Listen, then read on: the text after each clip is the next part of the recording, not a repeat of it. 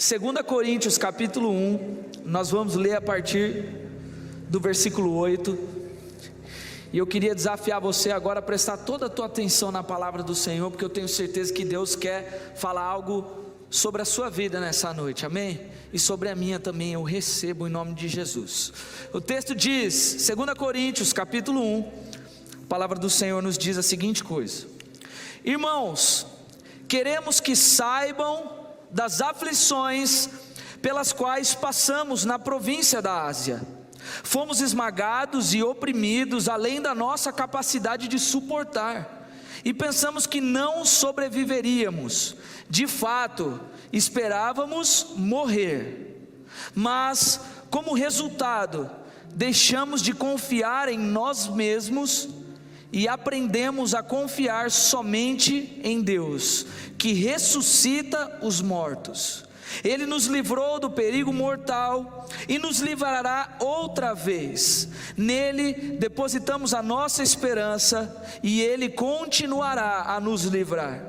E vocês nos têm ajudado a orar por nós. Então muitos darão graças, porque Deus em sua bondade respondeu a tantas orações feitas em nosso favor. Amém? Fecha o olho, vamos orar então. Pai, nós te agradecemos, Senhor, porque sabemos que quando nos reunimos aqui, Senhor, nos reunimos para adorar ao Senhor Jesus. E como uma forma, Senhor Jesus, de expressar o Teu amor por nós, o Senhor nos permite, Pai, ao adorarmos a Ti, acessarmos a Tua presença, Pai. Acessarmos a Tua presença através do Teu Espírito Santo, Senhor.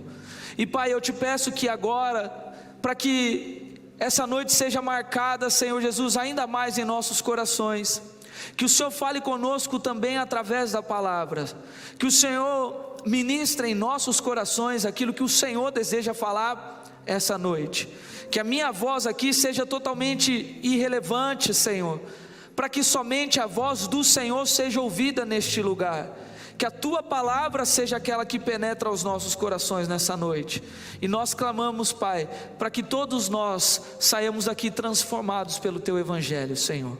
E é no nome de Jesus que nós oramos, Pai. Amém. Amém?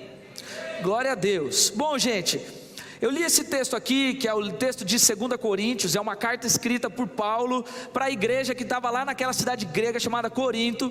E essa carta, ela é mais ou menos um paralelo daquilo que está acontecendo, que é contado no livro de Atos. Então, se você pegar para ler a Bíblia, você vai ver que você tem lá o livro de Atos contando a história, e enquanto a história do livro de Atos é contada, Paulo vem escrevendo as cartas às igrejas em que ele foi passando, que ele foi plantando e etc. E aí, gente, quando nós olhamos então para as histórias que são contadas no livro de Atos, eu não sei você, mas eu fico de verdade assim, impressionado com tudo o que acontecia nos lugares, com as pessoas, com todos os testemunhos que são contados lá no livro de Atos. Quantos aqui já leram o livro de Atos? Levanta a mão. Então você que não leu, eu desafio você a ler lá para você ver cada coisa maravilhosa que acontecia. Começa logo no comecinho, Jesus parte para o céu, já fala com os seus discípulos, e logo em seguida o Espírito Santo desce sobre a vida daqueles homens, os apóstolos, desce sobre a vida deles. Aí Pedro já sai pregando, Pedro prega, 3.000 se converte, é um negócio bom demais. A igreja começa a se juntar, Pedro e João passam nos lugares, as pessoas são curadas pelo poder de Jesus através da vida deles. Então vai acontecendo curas, transformações, a igreja começa a se instalar, começa a ajudar um monte de gente, e é uma coisa maravilhosa. Você chega lá no capítulo 7, já parece que você já leu assim muita história. Chega lá, ainda um homem chamado Estevão é levantado por Deus, e o primeiro mártir de Cristo acontece, ou seja, um homem que é perseguido pelo nome de Jesus, o povo apedreja ele. E aí a gente vê a Bíblia contando que mesmo passando por essa situação, Estevão estava em paz, com o seu rosto como se fosse de um anjo. Aí depois mais para frente Filipe prega, uma cidade inteira se converte, ele é arrebatado de um lugar para o outro. Assim, é uma coisa maravilhosa que acontece. Eu não sei se sou só eu que tenho essa perspectiva, mas eu sinto que quando eu leio o livro de Atos, eu fico pensando assim, falo, Deus, eu queria também, viver essas experiências. Eu queria isso aqui para mim. A gente fica olhando isso e o poder de Deus descia, era maravilhoso. Agora, uma questão que eu quero levantar aqui, e eu quero fazer isso com grande sinceridade entre nós aqui, fica entre nós, beleza? É isso aí, vocês entendem o meu linguajar aqui assim, né? Fica aqui. A verdade é que é o seguinte, a gente lê o livro de Atos, a gente fica impressionado com tudo aquilo que o Espírito Santo estava fazendo, mas a gente também precisa olhar por uma outra ótica, que o mesmo livro de Atos, que conta sobre o poder do Espírito Santo sendo derramado, e Deus atuando na vida de um monte de gente, eu acho que é o livro que existe maior quantidade de história de perseguição. Ou seja, na mesma proporção em que eles eram cheios e usados por Deus, pensa nos caras que sofria, velho. Pensa nos caras que era assim, perseguição o tempo todo. Era gente querendo matar. Lembra que eu contei aqui, né? Pedro e João foram lá, curaram o paralítico que ficava na porta do templo. Aí o que as pessoas fazem? Não, vão matar esses caras. Como assim? Curar o paralítico? O cara já fazia parte do cenário do templo. Ele já estava acostumado ali com o cara ali. Então eles queriam matar, expulsavam eles da cidade. Teve homem apedrejado, como eu disse aqui de Estevão. Teve prisão para tudo quanto é lado. Paulo mesmo foi preso em quase todos os lugares onde ele passou. Paulo preso, Pedro preso. Aí, às vezes eram jogados nos piores cárceres que tinham, jogados nos piores lugares. Não era preso numa cadeia qualquer, não. Eles ficavam lá no mais baixo do baixo, onde, vou falar aqui, o cocô dos presidiários caía em cima da cabeça deles. Credo, né? Que nojo. Mas isso aí acontecia. Cidade inteira se revoltando contra eles, império se levantando para matar. Era uma loucura. E aí a verdade é que quando a gente olha então para o livro de Atos, o mesmo livro, por essa ótica, a verdade é que mais da metade daqueles que falavam, Senhor, eu quero isso para mim, eu quero viver como acontecia no livro de Atos, eu quero viver também. Pelo menos metade desiste, porque fala assim, se for necessário passar por tudo que esses caras passaram, para viver o que eles viveram, com Deus, com o Espírito Santo, Deus me livre, eu que não quero. Não é? Ou eu estou falando alguma besteira aqui? A gente canta aqui, né? Faz de novo, faz, e o povo chora, canta. Aí eu imagino Deus olhando e falando assim, certeza? Certeza mesmo? Porque tem coisas que talvez se eu fizer, vão atrair algum tipo de perseguição sobre você. É isso mesmo que você quer? E aí, a gente descobre que sinceridade aqui, como eu disse, cá entre nós, na maioria das vezes a gente quer a parte boa da parada. Essa é a verdade. Falei, tô leve, certo?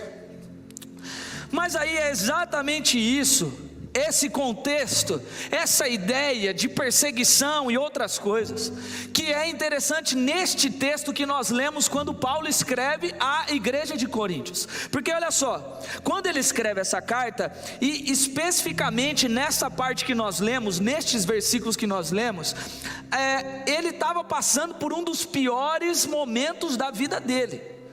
Ele estava lá na cidade de Éfeso, ou seja, ele estava em Éfeso escrevendo uma carta para Coríntios.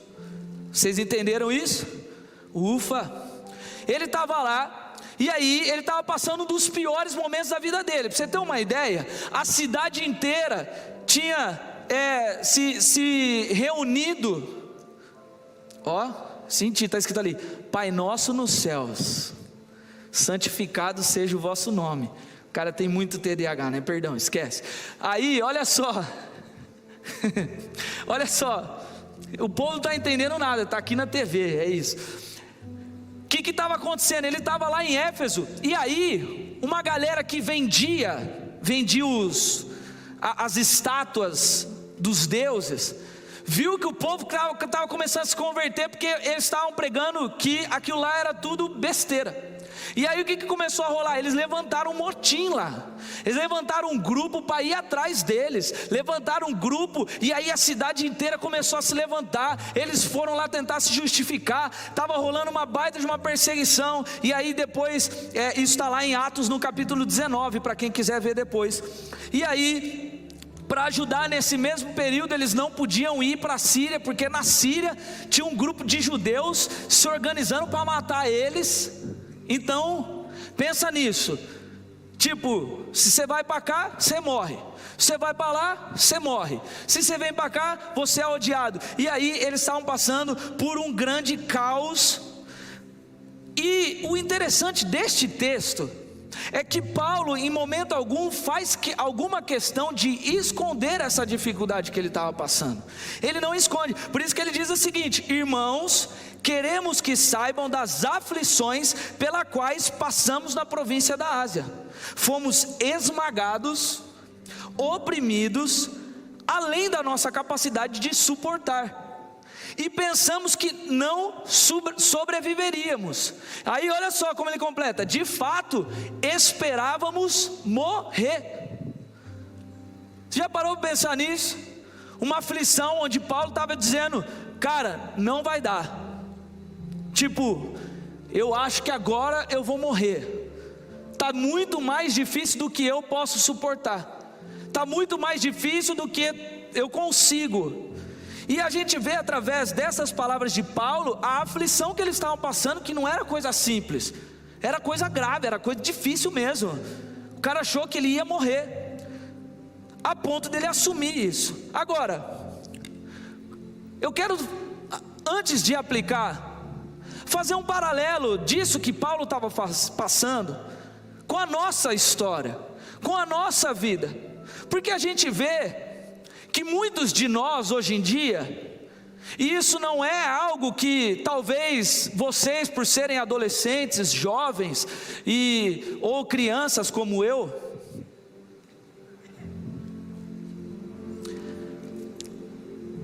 não é algo que nós estamos ilesos. Ou seja, nós passamos por dificuldades como essa de Paulo. Talvez não dificuldades, situações de perseguições externas, como uma cidade se revoltando, querendo te matar e tal, como acontecia com Paulo, mas em situações cotidianas da nossa vida, em situações normais da nossa vida, por exemplo, como na nossa família, na nossa escola, às vezes a gente começa a sentir pressões e aflições sobre a nossa vida que nos desestabilizam. Às vezes está tudo bem na sua vida e de repente chega a bomba de que talvez a sua família esteja com um grande problema, seja ele financeiro, seja pais que se divorciam, infelizmente. Às vezes isso nos desestabiliza, ou em coisas emocionais da nossa vida. E muitos aqui passaram pela mesma pandemia do que eu, e sabe do que eu estou dizendo? Da gente se sentir isolado, da gente se sentir mal, se sentir triste e começar a perder a razão às vezes de muitas coisas na nossa vida. Relacionamentos que nós tínhamos às vezes são destruídos. Medos que vão tomando espaço dentro do nosso coração vão nos pressionando a ponto de nos consumir. Falta de aceitação da gente mesmo. Pessoas que às vezes não estão sofrendo uma aflição como a de Paulo, que era uma aflição de pessoas querendo matar, mas estão sofrendo no seu emocional, porque quando se olham para si mesmo, não conseguem se aceitar, não conseguem ver o amor de Deus sobre a sua própria vida, não conseguem sentir amor por si próprio. Muita gente às vezes passa por isso. Mágoas que não foram resolvidas do passado, às vezes da tua infância, feridas que ainda não foram tratadas, abusos que aconteceram que ainda não foram expostos. Tudo isso vai gerando na nossa vida uma pressão, uma aflição que vai, parece que nos destruindo por dentro, ou em até coisas espirituais da nossa vida, como pecados que ainda não foram confessados, pecados que você sente que parece que não há o que se possa fazer, que não tem como tirar ele de mim, ou a falta de perdoar alguém, ou aceitar o perdão de Deus sobre a sua vida. Enfim, há muitas coisas que vão acontecendo na nossa vida e que vão gerando em nós, às vezes no meio de nós, às vezes dentro de nós, pessoas tristes, pessoas magoadas, pessoas sem esperança. Parece que cada vez mais gerando no meio de nós pessoas doentes mesmo. Eu já preguei isso aqui, mas há uma reportagem da revista Veja que diz que esta geração é a geração mais doente emocional que existe. Pessoas tristes na alma, pessoas sem esperança, e como diz na reportagem, uma geração da morte. E antes de continuar, eu já declaro que em nome de Jesus, essa não é a verdade sobre esta geração. Esta não é a geração da morte, esta é a geração da vida pelo poder de Jesus sobre a vida de vocês. Mas a verdade é que às vezes a gente vai tentando lidar com as negativas da nossa vida, vai passando por situações de sofrimento, e aí a gente fica mal, e às vezes até como Paulo diz aqui, fica até querendo morrer, achando que morrer é melhor do que qualquer outra coisa. E a gente se encontra na mesma situação de Paulo aqui, situação em que ele fala: eu quero que vocês saibam as aflições que a gente passou, foi muito além do que eu posso suportar, foi muito mais difícil do que eu imaginei que seria. Eu achei que eu ia morrer, e de fato achei que morrer seria a melhor opção. Paulo diz isso no texto. Mas, vira para quem está do seu lado e fala: mas. Fala com mais intensidade agora, fala: mas. Sempre tem um mas. Vocês foram mais dramáticos que eu agora, falaram: sempre tem um mas. Mas, calma, imagina, vocês vão ficar repetindo agora até o final. O interessante é que Paulo, quando ele diz sobre tudo isso que ele estava passando, ele nos conta de que isso tudo, esse sentimento, esse medo de morrer, essa vontade de morrer, revelou para eles o ponto mais precioso do texto. Revelou para eles uma nova perspectiva, um novo ponto de vista, um novo olhar sobre as dificuldades e os problemas que eles estavam passando. E eu já adianto para você que da mesma maneira como Paulo foi revelado para ele uma nova perspectiva sobre os problemas que ele estava passando, em nome de Jesus, sobre os problemas que você talvez esteja passando, agora vai ser revelada uma nova perspectiva também, e sobre a minha vida também eu recebo. E a perspectiva é que Paulo diz: quando nós chegamos a ponto onde a gente já não tinha mais esperanças, quando a gente chegou no ponto em que a gente achou que morrer seria a melhor opção, Paulo diz: mas como resultado, deixamos de confiar em nós mesmos e aprendemos a confiar somente em Deus que ressuscita os mortos. Olha o que Paulo diz: quando tudo isso aconteceu, quando chegou num ponto onde eu já não tinha mais chances, quando foi o ponto onde eu achei que eu ia morrer, foi quando nós aprendemos que confiar na gente mesmo, confiar em nós mesmos, não nos levaria a lugar nenhum. Quando eu estava no pior momento da minha vida, eu descobri que confiar na solução dos meus problemas em mim mesmo não resolveria nada. Mas nós aprendemos a confiar em Deus. Foi através do pior momento da minha vida em que eu aprendi a confiar em Deus. Por quê? Porque quando a gente chega no momento, no lugar onde eu percebo que a minha capacidade se esgotou, quando eu percebo que já não há mais nada que eu posso fazer, é neste ambiente que Deus começa a trabalhar. Deus começa a trabalhar e mostrar o seu poder, a se manifestar a partir do momento em que eu reconheço a minha incapacidade. Aonde eu sou incapaz de resolver, Deus vira e fala: agora sim eu vou te mostrar que em você não consegue resolver nada, mas eu tenho o poder necessário para resolver tudo. Então onde começa a minha incapacidade, é onde Deus começa a se manifestar. Porque, gente, a verdade é que nós somos fracos. E aí a Bíblia diz o seguinte: diga ao fraco, eu sou forte. Porque nós somos fracos, mas o Deus que nós cremos, o Deus que nós servimos, o Deus que nós amamos, esse sim é forte, e Ele não tem o interesse em te deixar sofrer. Deus tem o interesse de nos ensinar coisas, mas não de te deixar sofrer. Então, qual é o problema aqui? O problema é que infelizmente muitos de nós só aprendemos a confiar em Deus quando chegamos no último instante da nossa vida, quando chegamos no final. Tem muita gente que está sofrendo na vida com esses problemas todos que eu citei, emocionais, espirituais, humanos. Tem gente que está a ponto de querer morrer, porque ainda não entendeu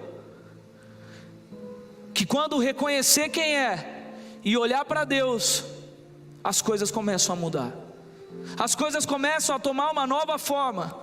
Está tentando resolver os BO na própria força, está tentando nadar contra a maré. Você quer ver? Eu vou contar um exemplo para vocês, uma história que aconteceu comigo e com a Marina. Eu e Marina, a gente foi para, acho que foi Ilhabela. Nós fomos para Ilhabela, e como todo aventureiro que somos, resolvemos dar um rolê no mar de stand-up. Sabe o stand-up paddle? Você sobe em cima da prancha, você vai aqui, né? É uma sensação de liberdade incrível. E a gente tava lá, Marininha sentadinha assim na ponta da prancha, e eu, o homenzão assim, ó. E aí, meu amor, tá gostando? Ela: ai, que incrível. E eu: mano, que marido. E aqui, levando. De repente, uma rajada de vento deu uma emoção um pouquinho maior para nós. Deu uma velô na prancha. Aí nós, que? Da hora. E fomos indo. Até que chegou num ponto que a gente olhou e falou: acho que a gente precisa voltar. Estamos longe demais. E aí, a gente estava lá remando e falou assim: bom, vamos remar ao contrário agora. E aí começamos a remar. A gente olhava assim, ó, para a montanha e falava assim: ó, estamos nesse ponto aqui, vai, vamos. Remava. Ela ficava batendo os pezinhos, que não é muita coisa. Ficava batendo os pezinhos. Aí a gente olhava assim, ó, depois quando cansava, não, descansa, 30 segundos. Olhava assim, ó, o ponto que a gente estava rente, que a gente achou que ia estar lá atrás, agora estava lá. Era a gente que tinha ido para trás. Por quê? Porque a maré, o vento estava forte empurrando a gente para trás, e a gente estava aqui, ó, e não ia. Aí o que a gente pensou primeiro? Vamos se jogar no mar e vamos nadar. Vai empurrando a prancha, vamos, pum. Beleza, piorou, fomos para mais longe. Aí eu falei: não, Marina, sobe, vai com o remo, eu vou atrás da prancha, Michael Phelps, batendo o pé, a gente vai chegar lá rapidão. Piorou, fomos mais para trás. E quanto mais para trás a gente ia, mais cansado a gente estava, mais desesperado a gente estava. E aí já começa a passar aquelas notícias que a gente via na TV: modelo morre em Ilhabela. Eu falei: meu Jesus, é hoje que eu parto. E ainda ficava triste, falava: pior que se eu morrer, a Marina morre junto, ninguém recebe o seguro de vida que a gente pagou. Falei, tá ruim o negócio. Falei, Marina, pelo menos um de nós tem que viver, não vai dar. E aí, gente, a praia não dava nem para ver mais. Aí a gente já começa a bolar estratégia. Não, vamos para cá, vamos na rocha aqui, porque aí na rocha a gente vai. Irmão, deixa eu te falar uma coisa, esquece, tá? Se algum dia você cair de stand-up no meio do marzão, não dá para sair, eu te garanto isso. Se você quiser tentar, é burrice. Levi gosta de um salmo que diz exatamente isso: não seja como um cavalo ou um burro. Para quem quiser depois eu dou o endereço, mas existe mesmo. Então é burrice tentar fazer isso.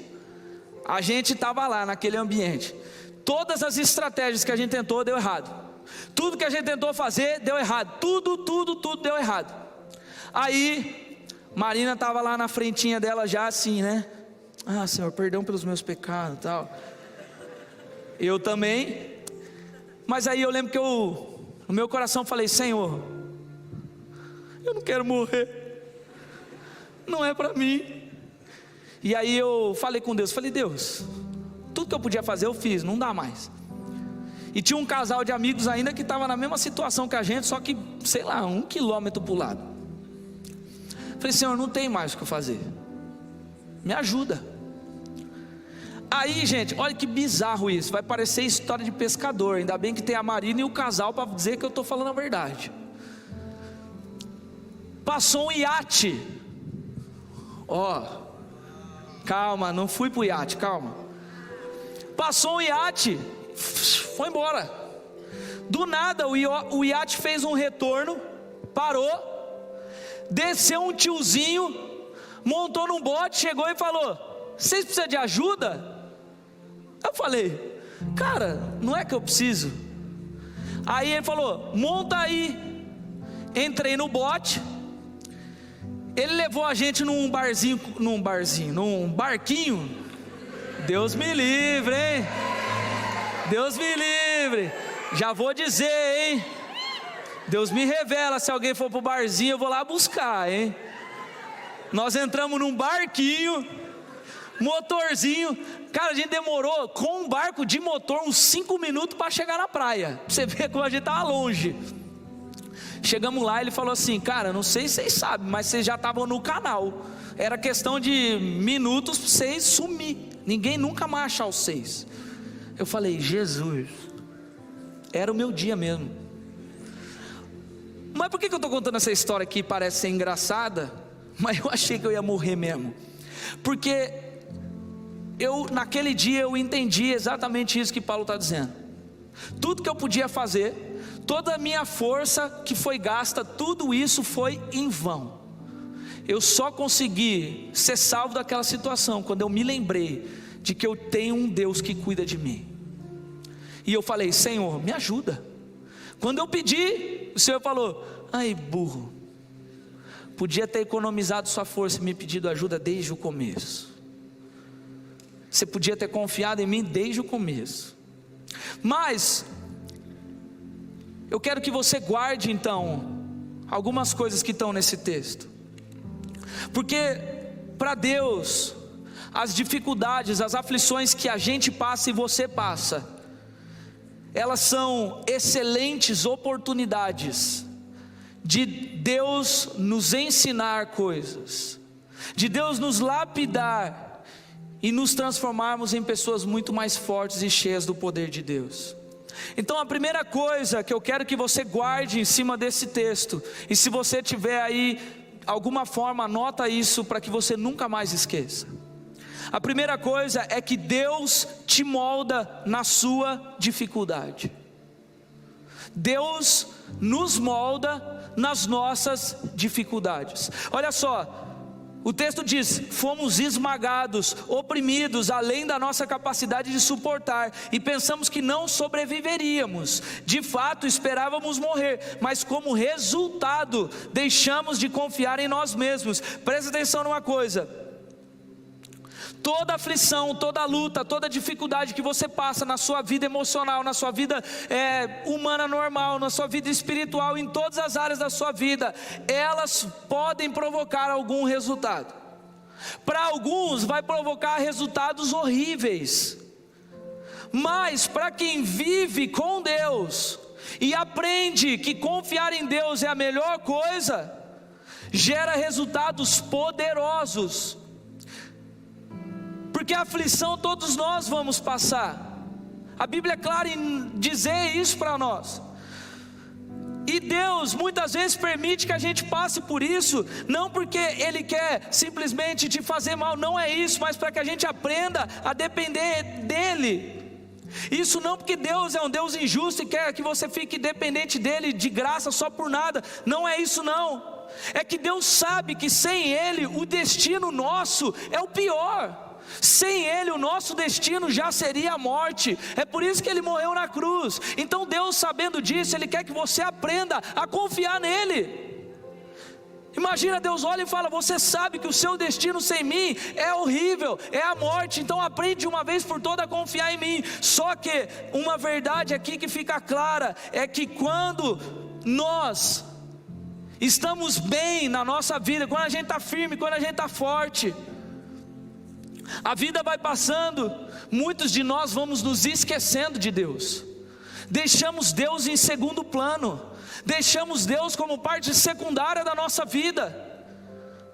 A gente às vezes se acha bom demais, se acha justo demais, às vezes a gente acha que tudo aquilo que a gente está vivendo é fruto daquilo só que a gente faz, de você ser tão bom. Nossa, eu sou tão bom, eu leio tanto a Bíblia, que tipo assim, aquilo que Deus faz através da minha vida, na verdade não acho que não é Deus não, sou eu, é a minha própria capacidade.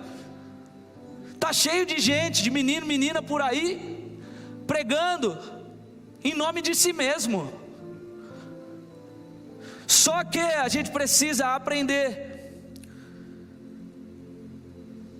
que então Deus precisa deixar e permitir que eu e você passemos por provações, passemos por momentos difíceis na nossa vida, para que a gente se lembre de que nós sem Deus não somos nada, que nós sem Deus estamos fadados ao fracasso. Então, toda dificuldade que você passa, guarda isso no seu coração. Você tem duas opções só: olhar para ela e falar: meu Deus, eu estou morrendo, está tudo ruim, está tudo caindo aos pedaços, minha vida está uma zona, eu não sei o que fazer. Talvez seja melhor morrer. Ou você olhar e falar: Deus, o que o Senhor pode me ensinar hoje nisso? Aonde eu preciso melhorar? Aonde eu preciso aprender a confiar mais em Ti? Porque quando a gente passa por dificuldade, a gente percebe que a gente precisa de Deus. Por isso que Paulo, nessa mesma carta do 2 Coríntios, ele diz exatamente isso. Ele diz o seguinte: mas ele escreveu: mas ele me disse, a minha graça é suficiente para você, pois o meu poder, Deus está falando isso com Paulo, pois o meu poder se aperfeiçoa na tua fraqueza. Portanto eu me gloriarei, Paulo está dizendo, portanto eu me gloriarei ainda mais alegremente em minhas fraquezas, para que o poder de Cristo repouse sobre a minha vida. Guarda isso que eu vou te falar. Se você quer que o poder de Deus repouse sobre a sua vida, se você quer ver Deus agindo na sua vida, se você quer ver Deus fazendo coisas na sua vida, comece a se gloriar nas dificuldades, nas fraquezas, nas partes difíceis, nas aflições, porque ali Deus está moldando o teu caráter. Deus está mostrando para você de que você depende dele, e que quando estamos com ele, nós temos tudo que nós precisamos. O livro de Jó conta exatamente isso que eu estou falando. E no final ele diz o seguinte: antes eu conhecia Deus porque eu ouvia falar dele, mas agora os meus olhos veem o Senhor. A dificuldade fez com que Jó tivesse experiência real com Deus. A segunda coisa que eu quero que você guarde desse texto, que nós precisamos largar o controle da nossa vida e deixar Deus conduzir. Diga isso para quem está do seu lado, fala assim: larga o controle da sua vida e deixa na mão de Deus hoje. Olha só, o texto diz: de fato esperávamos morrer, mas como resultados deixamos de confiar em nós mesmos e aprendemos a confiar somente em Deus que ressuscita os mortos. Ele nos livrou do perigo mortal e nos livrará outra vez. Nele depositamos a nossa esperança e Ele continuará a nos livrar. Sabe o que Paulo está dizendo? É que se tem algo que as dificuldades nos ensinam, é que o quanto... As dificuldades nos ensinam o quanto nós somos incapazes de resolver a nossa vida sozinhos. Paulo deixa isso claro. E o testemunho aqui é de que quando nós confiamos em Deus, Deus pode nos livrar de qualquer problema. Deus pode te livrar do seu pior problema, seja ele pecado, seja ele aflição dentro da tua casa, seja ele mágoa que você está guardando dentro do teu coração, seja ele algo que você ainda não expôs para ninguém. Talvez você precise expor para Deus hoje, porque Ele tem poder de te livrar desse peso. Só que nós precisamos fazer exatamente isso que Paulo diz: pegar o controle da minha vida e aprender que quanto eu controlo não dá nada, e entregar na mão do Senhor Jesus, falar: Deus, eu confio em Ti hoje, eu entrego tudo na Tua mão hoje, porque eu sou fraco, mas Tu és forte, está na Tua mão, Senhor. Então aprenda algo: confiar em Deus, entregar a vida na mão do Senhor todos os dias e descansar no momento de dificuldade, é parte necessária de alguém que quer viver uma vida com Deus.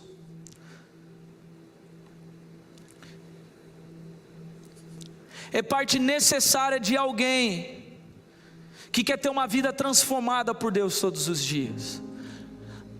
É necessário para alguém que sabe que vai passar por dificuldades, mas não quer passar por dificuldades desamparado.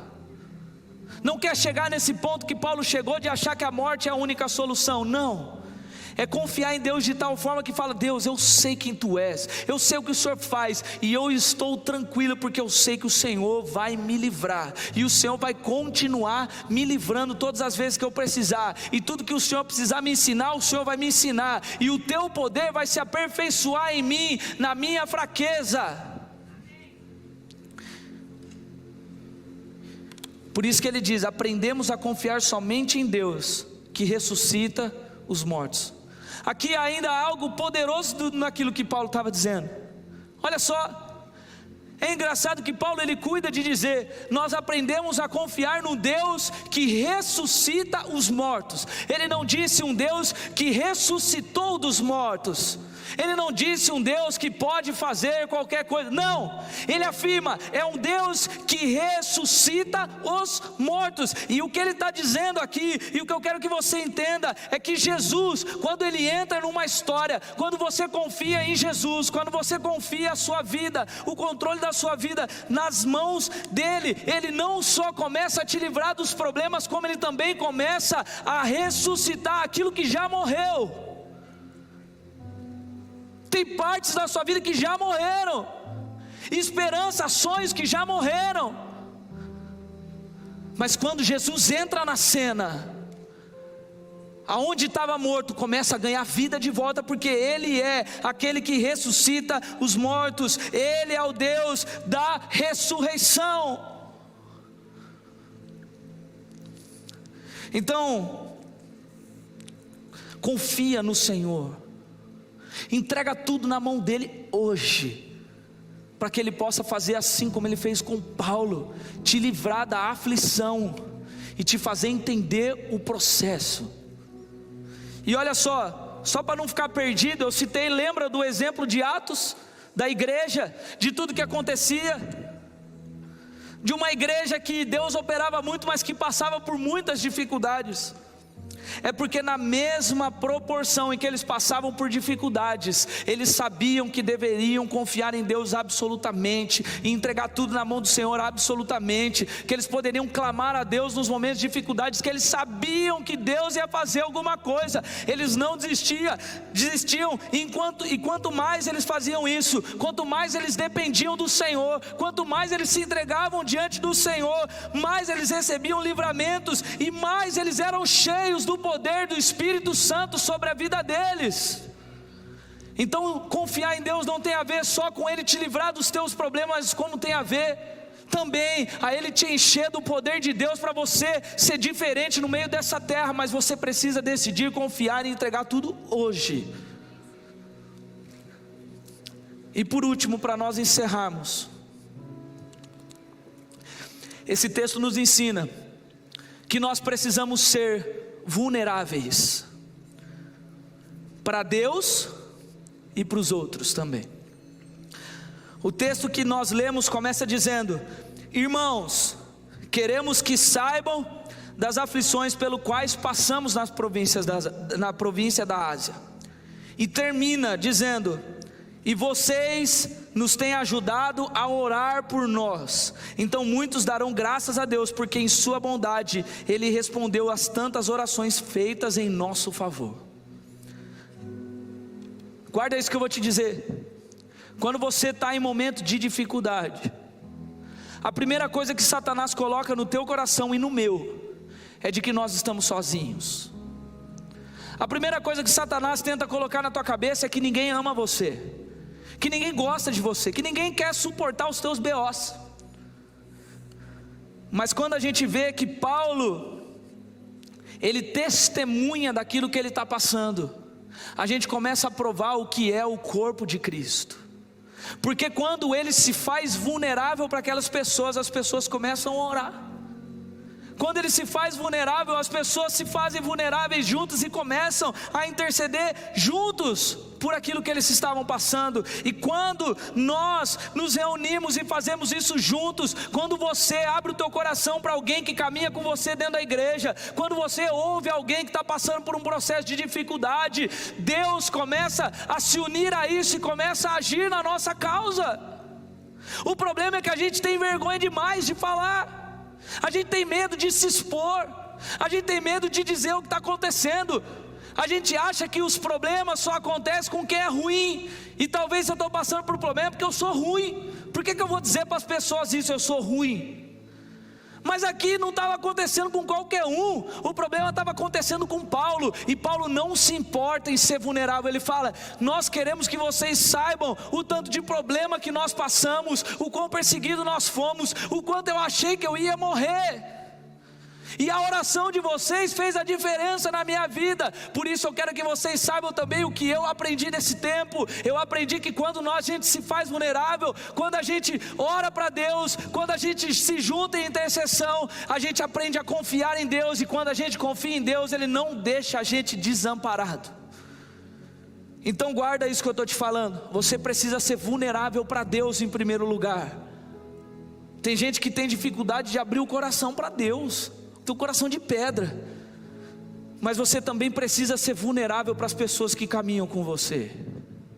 Dizer: eu estou passando por dificuldade, eu preciso de ajuda. Eu já abri meu coração para pessoas, eu disse: eu preciso de ajuda. E eu vi Deus usando a vida de alguém para transformar meu coração. Então faça isso a partir de hoje na sua vida. Amém? Se coloque em pé, por favor.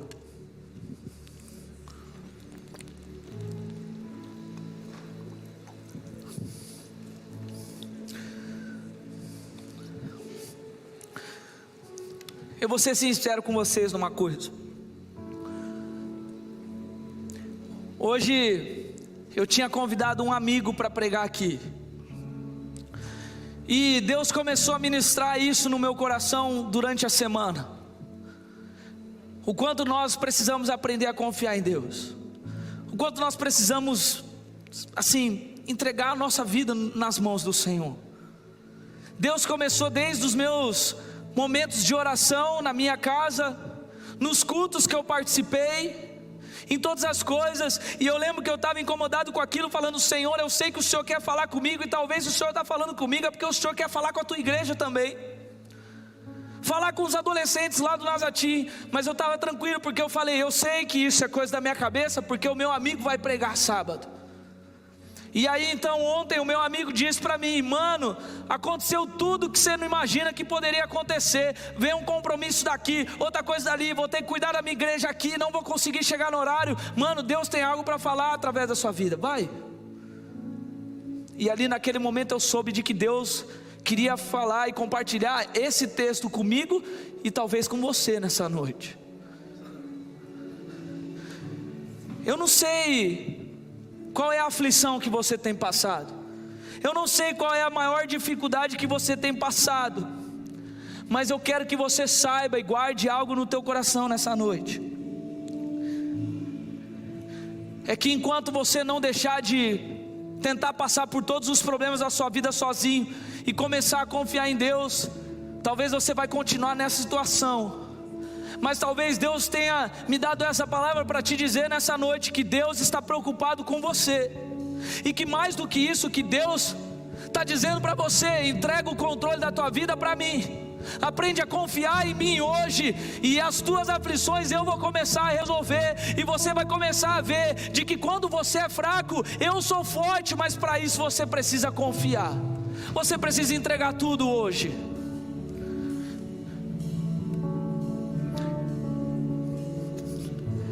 Feche os olhos, por favor, onde vocês estiverem agora. Nós vamos entrar num momento de oração, e permaneça com seus olhos fechados. Mas guarda isso que eu vou te dizer agora, com os olhos fechados. Eu não sei, mas Deus sabe cada coisa que tem passado na tua vida, cada aflição, cada mágoa que está guardada lá, cada coisa difícil que você tem tentado enfrentar dentro da sua casa, dentro da sua família. Deus sabe, conhece o quanto você às vezes olha para você e não se sente amada, não se sente amado. Deus sabe, e Deus está falando nessa noite: aprenda a mesma coisa que Paulo. Enquanto você estiver pensando que é o fim, enquanto você estiver pensando que talvez morrer seja a melhor solução, eu estou vindo para você e dizendo: apenas entregue e eu vou fazer o resto, e você vai poder descansar. Você vai poder passar por problemas, mas sem sentir a pressão dos problemas, porque eu sou contigo. Então, em nome de Jesus, se essa palavra de alguma maneira falou com você, e há algo dentro do teu coração que precisa ser entregue nesse altar, alguma decepção, alguma aflição que você tem passado, algo que tem sido guardado, se faça vulnerável para Deus hoje. Eu quero convidar você, enquanto a gente canta, a sair do teu lugar, se colocar diante de Deus e falar: Senhor, eu te entrego tudo nessa noite, eu aprendo a confiar em Ti nessa noite, e eu não vou gastar mais os meus dias tentando resolver os meus problemas na minha força, vai ser no Senhor que eu vou resolver. Hoje eu me entrego totalmente a Ti, para que o Senhor controle a minha vida. Nós vamos cantar aqui, mas se Deus está falando com você, sai do seu lugar e vem até aqui para nós orarmos por você nessa noite, em nome de Jesus.